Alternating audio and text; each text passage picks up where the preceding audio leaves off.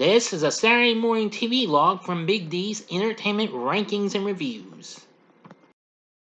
Welcome to another Saturday Morning TVLog, and this time around it's the Roman holidays, brought to us by Hanna-Barbera.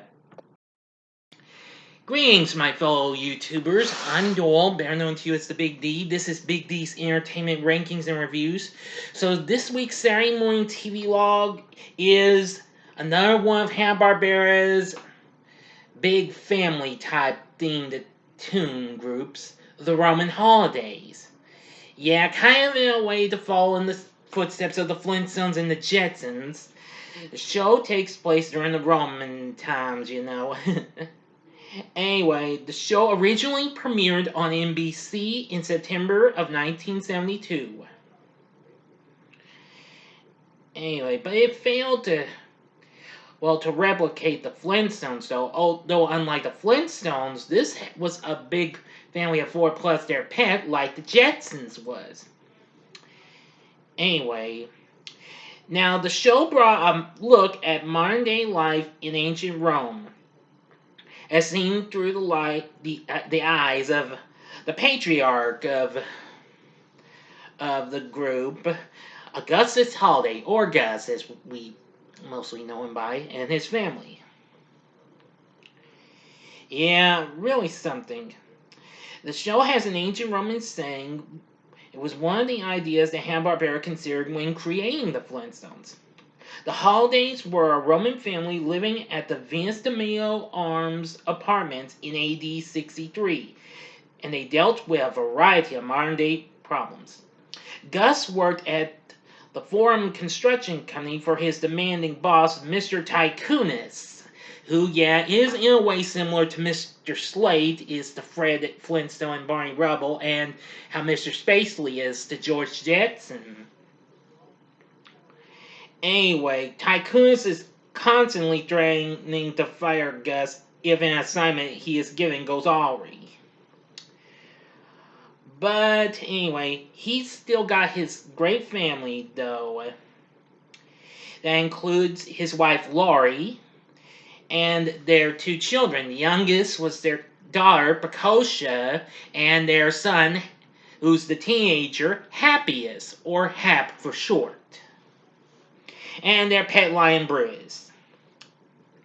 Now, there's also their neighbors, Herman, Henrietta, and their daughter, Groovia, who happens to be Hap's girlfriend.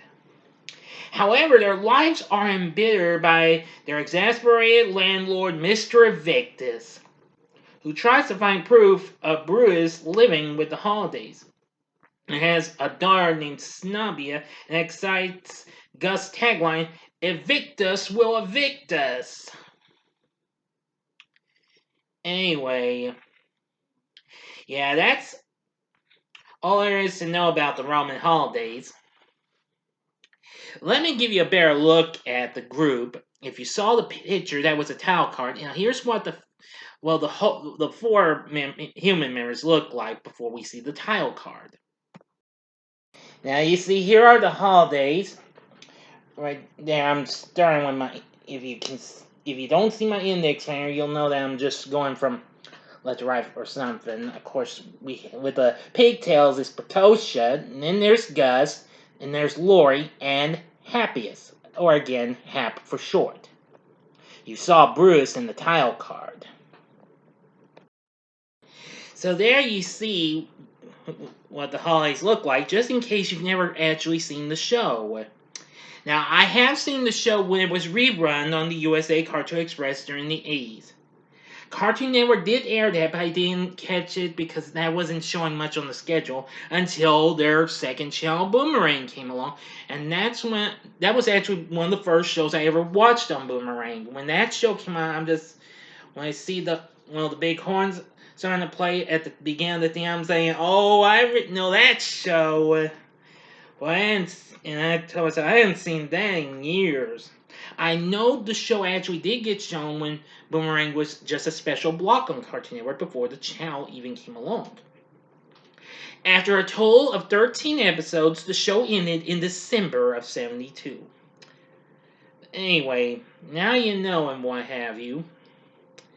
Now, even though this came out just after the studio had just recently brought the Flintstones back the previous year in the Pebbles and Bam Bam show, and then the same year this came out, followed up with the Flintstone Comedy Hour.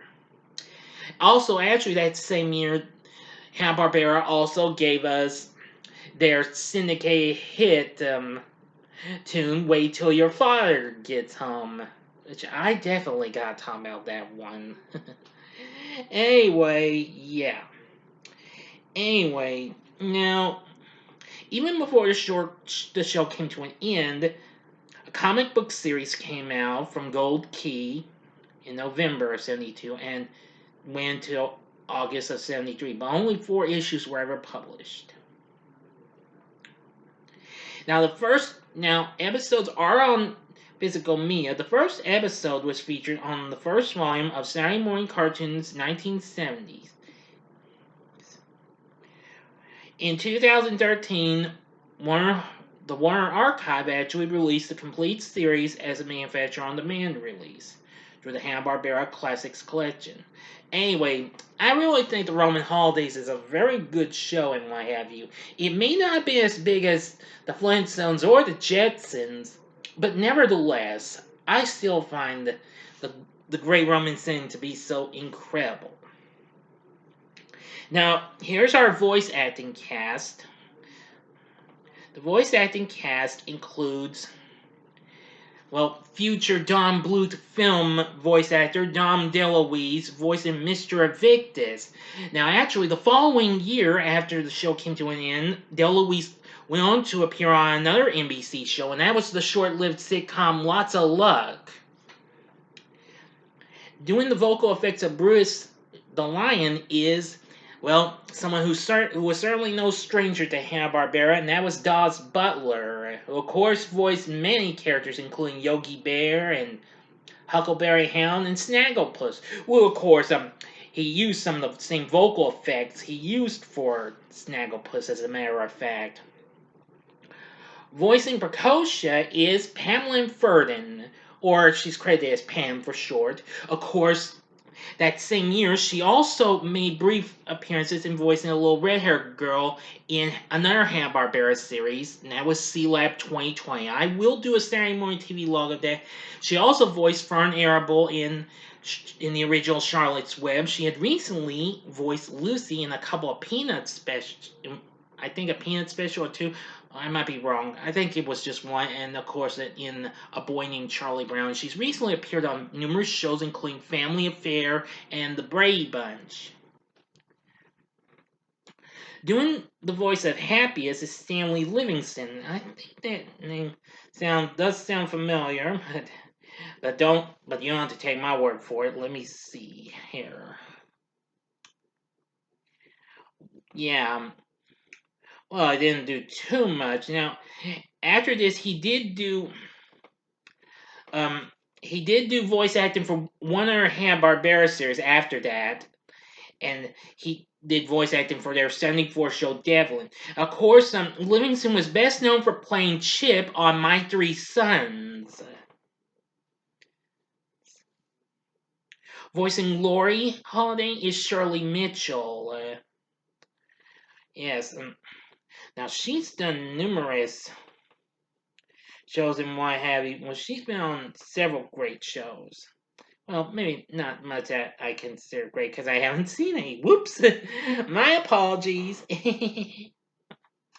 Even so, I think she's a great voice actress, but she has done some other things as well.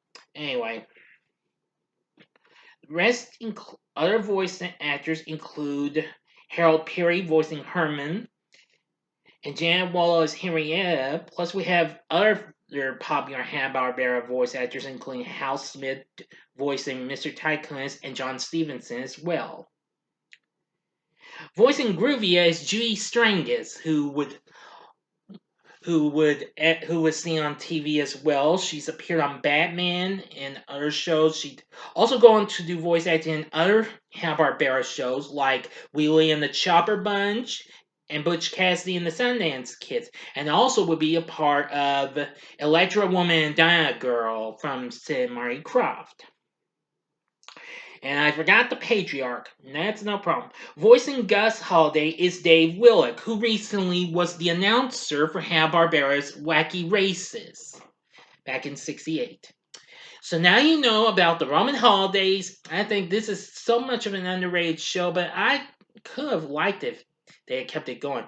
I'm kind of wishing they could actually do a crossover between that family along with the Jetsons and the Flintstones. I mean, if we had the Flintstones meeting the Jetsons, well, it was reversed. The Jetsons meet the Flintstones, why not try and make those two families meet the Roman holidays? Maybe not. Hey, anything's worth a go for, but hey, that's for instance. But anyway, now you know about the Roman holidays. Let me know what you think of this show. Did you ever watch this show? Tell me in the comments section below. If you like this video, click the like button, subscribe to my channel, and be a part of the Big D Nation.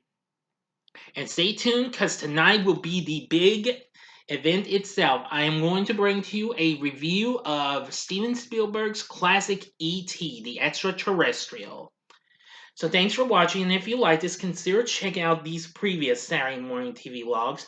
In the upper left-hand corner is the Saturday Morning TV log I did for the Pebbles and Bam Bam show. The upper right-hand corner is the Saturday Morning TV log I did for one of the shows I was just talking about, Butch Cassidy and the Sundance Kids, which would come out the following year in '73.